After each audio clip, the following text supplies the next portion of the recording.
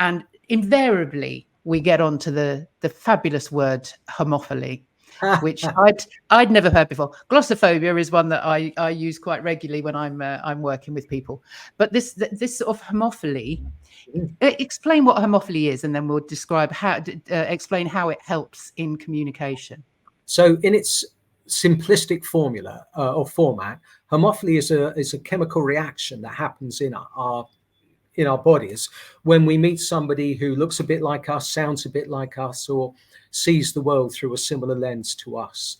And so it's a known fact, for example, in interview training, and we do interview training with the world in two different ways. We train interviewers how to interview people using competency-based questions, open questions, probing questions, again, communication skill.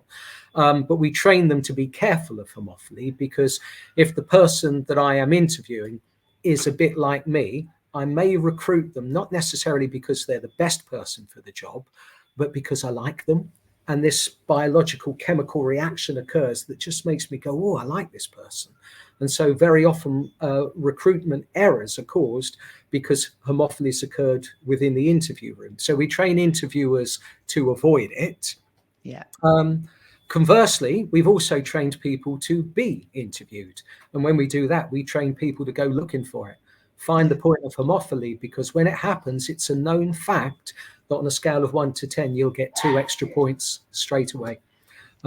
And homophily will happen all the time when you meet somebody and you just click with them because they share a common interest with you, or they're from the same part of the world as you are, or you know somebody, you've got somebody in common, and that's homophily. And we can't escape it. It happens all the time. But understanding it, really valuable